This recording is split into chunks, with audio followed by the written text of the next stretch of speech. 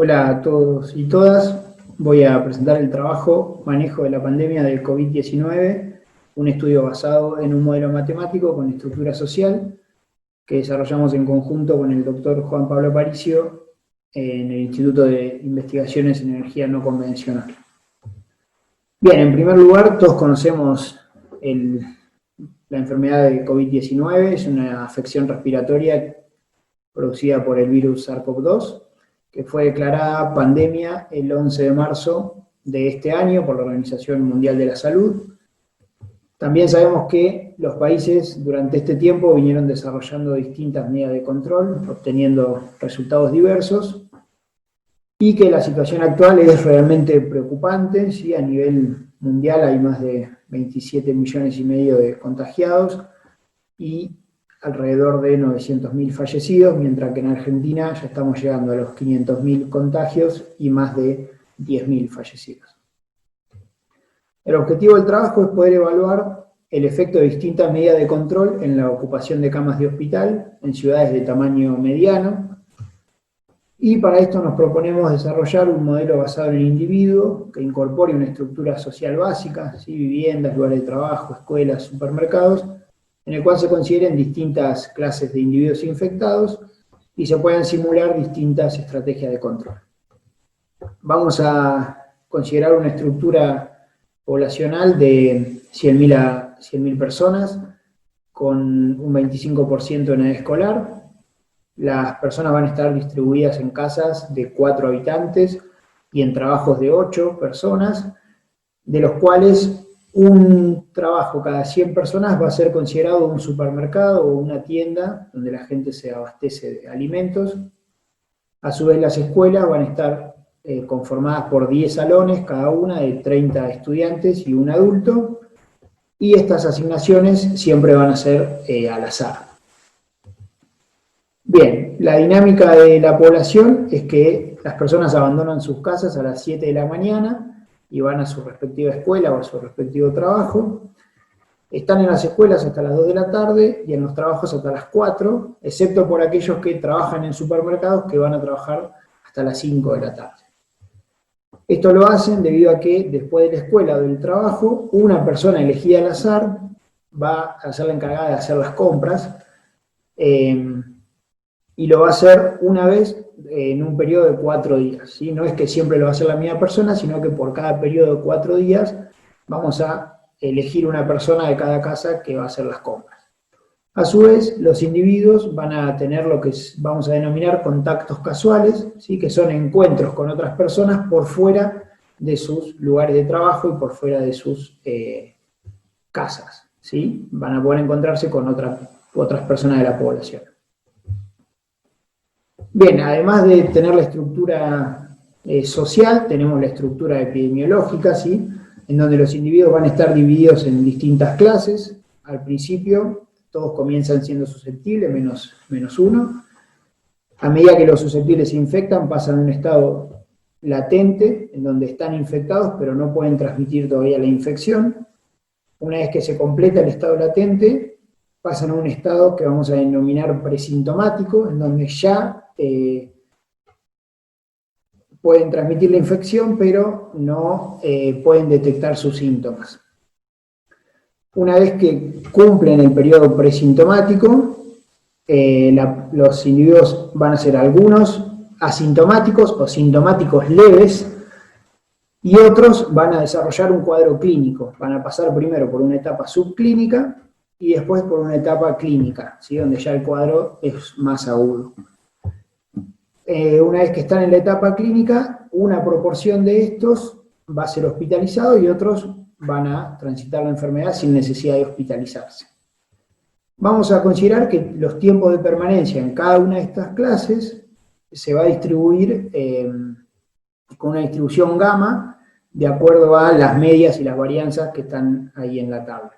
Algo importante es que vamos a considerar un periodo latente de 5 días en promedio y un periodo infeccioso medio de 7 días y medio. Así que, bueno, las distribuciones esas cumplen con esta condición. Bien, ¿cómo va a ser la dinámica de transmisión? La dinámica de transmisión tenemos dos dinámicas distintas. Por un lado, la dinámica que sea en un ambiente determinado y por otro lado, la que sea en un contacto casual. Entonces, en un ambiente vamos a considerar primero que beta C es la probabilidad de transmisión por contacto, por unidad de tiempo en una casa. Que esta se puede estimar a partir de lo que se denomina tasa secundaria de ataque. Y vamos a considerar que la probabilidad de transmisión en un ambiente, ¿sí?, del tipo J, ¿sí?, que J puede ser una casa, un trabajo, una escuela o un supermercado, se puede descomponer como J, como ρ sub J por beta C, ¿sí?, en donde el ρ sub C es 1, es decir, que vamos a tener la mayor probabilidad de transmisión en las casas, y el ρ sub J es menor o igual que 1, ¿sí?, para todo el resto de los ambientes. Entonces, si yo estoy en un ambiente determinado y soy un individuo susceptible, la probabilidad que tengo de infectarme durante un periodo de tiempo en ese ambiente, ¿sí?, que es un ambiente I del tipo J, va a estar dada por ρ, que a ρ lo vamos a definir como 1 menos esa exponencial, donde el IJI es el número de infecciosos en el ambiente JI, es decir, en un ambiente, por ejemplo, en el ambiente 4 de los trabajos, en el trabajo número 4. Bien, entonces, para los contactos casuales vamos a hacer algo parecido, ¿sí? En primer lugar, todas las personas tienen NCC, contactos casuales diarios. Entonces, en cada delta T, lo que se hace es, se sortea la cantidad de contactos casuales que tendrá en ese intervalo de tiempo, de acuerdo a una distribución de Poisson, con una media lambda, que en realidad lo que hace es ajustar el NCC al intervalo de tiempo. Si ese valor es mayor que 0, ¿sí?, entonces sorteo las personas con las que se va a encontrar. Y si llega a haber posibilidad de transmitir la enfermedad, es decir, si el encuentro se produce entre un susceptible y una persona infecciosa, se determina si la persona se va a infectar o no, y para los contactos casuales vamos a considerar el ρj igual a 1, es decir, vamos a considerar que la probabilidad de que una persona se infecte durante un contacto casual, ¿sí?, que la probabilidad de que la persona transmita la enfermedad durante un contacto casual es la misma que transmita la enfermedad dentro de su casa. Bien, necesitamos también poder detectar y hospitalizar a las personas, ¿sí?, porque nosotros queremos evaluar la ocupación de camas de hospital. Entonces, lo que vamos a hacer es que los individuos clínicos van a ser aquellos que pueden ser detectados por el sistema de salud y lo van a hacer a una tasa RD. Por lo tanto, bueno, la probabilidad de que un clínico sea detectado en un periodo de tiempo delta T va a estar dada por 1 menos la exponencial de RD por delta T. Es importante mencionar que no todos los clínicos son detectados ni bien comienza el periodo clínico, sino que se pueden detectar en cualquier momento de su periodo clínico. Y como ya mencionamos antes, una vez que el individuo es detectado, una proporción de esos detectados va a ser hospitalizado. Eso sí se determina al momento de la detección. Y a su vez vamos a tener en cuenta que, bueno, un individuo que está hospitalizado no puede transmitir la enfermedad de ninguna forma. Como se puede ver, la política de detección y hospitalización es bien conservadora, ¿sí? O sea, solamente vamos a detectar a los casos clínicos agudos, ¿sí? No vamos a detectar a los casos leves ni a los casos asintomáticos, es decir, no vamos a salir a buscar a los enfermos o a los infectados, sino que vamos a esperar que ellos desarrollen un cuadro clínico para poder detectarlos. Bien, las políticas de control que consideramos van a ser 3. En primer lugar, el rastreo y el aislamiento, que consiste en, una vez que se detecta un caso, se va a aislar el caso detectado, los miembros de su familia y los compañeros de trabajo por 14 días, con algunas excepciones. Si se detecta un caso de un individuo ya aislado, no se van a aislar los compañeros de trabajo, ¿sí?, porque esa persona estaba aislada, no estaba yendo a trabajar. Si el caso corresponde a una persona que va a la escuela o a un trabajador de un supermercado, no vamos a aislar ni a los compañeros de esa escuela, ni a sus familias, ni a los compañeros de trabajo, perdón. Solamente vamos a aislar el caso y la familia. Y las personas aisladas no van a tener contactos casuales ni van a desarrollar su rutina durante el aislamiento, ¿sí? Y van a poder salir del aislamiento luego de tener un test negativo, ¿sí? Es decir, una vez que se cumplen los 14 días, se testea a la persona, a todas las personas, ¿no?, de esa casa. Si las personas, si alguna da positivo, ¿sí?, entonces lo que se hace es, esa persona tiene que seguir aislada durante otros 2 días, y así cada 2 días se va testeando hasta que dé negativo. Bien, y las otras 2 políticas de control van a ser el cierre de las escuelas y el cierre de los lugares de trabajo. Los parámetros que consideramos para sigma A, que es la proporción de asintomáticos o sintomáticos leves, es 0,15 y 2/3. Para sigma H es 0,1 y 1/3. El beta C, que es el valor de la tasa de transmisión, es 0,1437. La tasa de detección la vamos a poner en 1 y la cantidad de contactos casuales diarios va a ser 4. Además de estos parámetros, tenemos que considerar valores para los RO, ¿sí?, para los ROS sub J. Entonces consideramos 3 casos. En el caso 0, vamos a considerar que todos los RO sub J son 1, es decir, que la enfermedad se transmite de la misma forma en todos los ambientes. Y vamos a considerar 2 casos más, el caso 1 y el caso 2, en donde la enfermedad tiene heterogeneidad espacial, así que no en todos los ambientes se transmite de la misma forma. Y a su vez vamos a considerar algunos escenarios para poder simular las políticas de control. El escenario E1 es un escenario de epidemia libre, donde no hay ninguna política de control. El escenario E2 solamente se hace seguimiento de contactos y aislamientos. En el E3, además, se cierran las escuelas, y en el E4 y en el E5, además, se cierran una parte de los lugares de trabajo.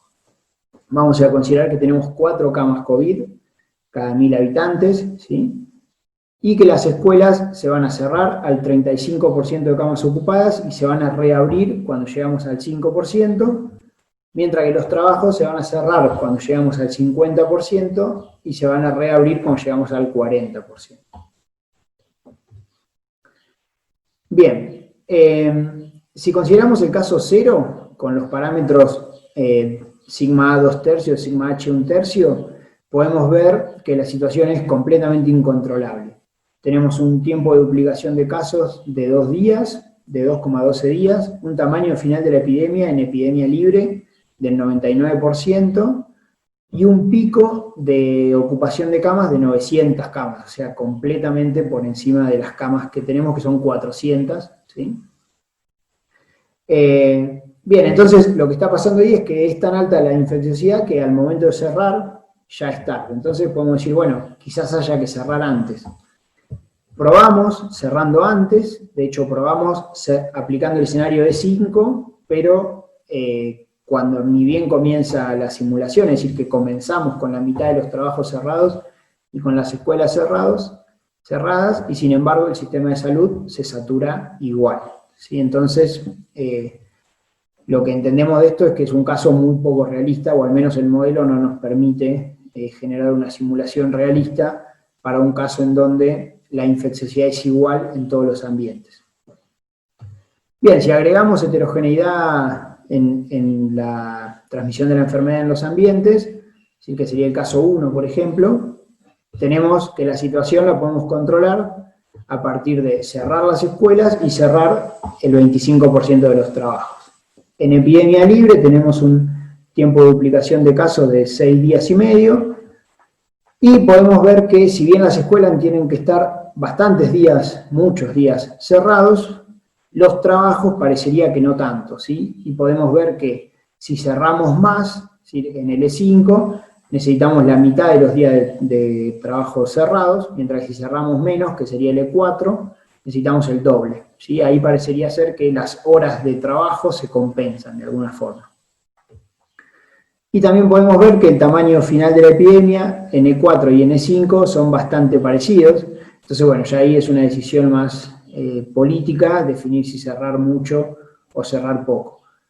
parecería ser que no hay tanta diferencia entre cerrar mucho y cerrar poco, y además que como la infecciosidad no es tan alta, podemos controlar la situación.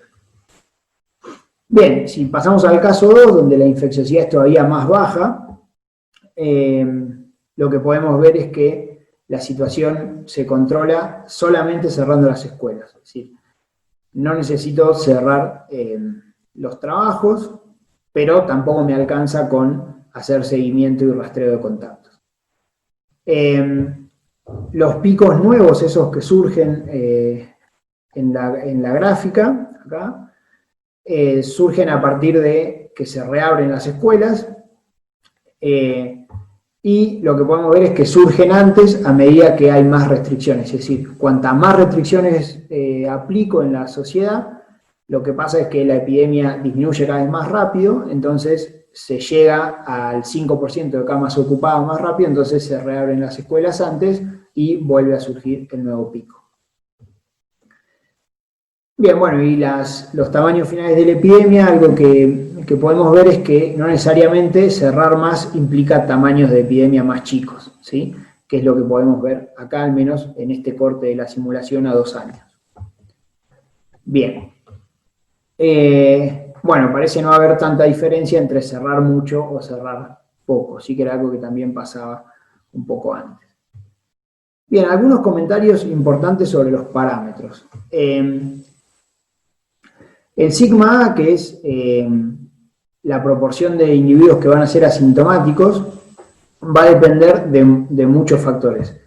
En primer lugar, va a depender de la definición de caso sospechoso, y como dentro de los asintomáticos también incluimos los sintomáticos leves, va a depender de la percepción del síntoma, es decir, cómo una persona perciba el síntoma para que esa persona vea si es leve o si es un síntoma ya más agudo. Hay muchos trabajos sobre esto y está reportado en un rango de entre el 10% e incluso menor al 10% y el 73%. Además, lo que se puede ver es que en el modelo, ese parámetro sigma A también de alguna forma lo que está haciendo es determinando la cantidad de gente que uno puede detectar, ¿sí? Porque a medida que hay más personas que desarrollan un cuadro clínico, esas personas pueden ser detectadas por el sistema de salud. Y otro parámetro que es importante mencionar es el sigma H, que está reportado en hasta 1/3, es decir, depende de muchos factores también, como la edad, las comorbilidades y un montón de otras cosas que no están tenidas en cuenta en el modelo. Bien, acá cuando yo presenté los parámetros, había 2 parámetros que estaban en azul, que eran los valores de sigma H y sigma A.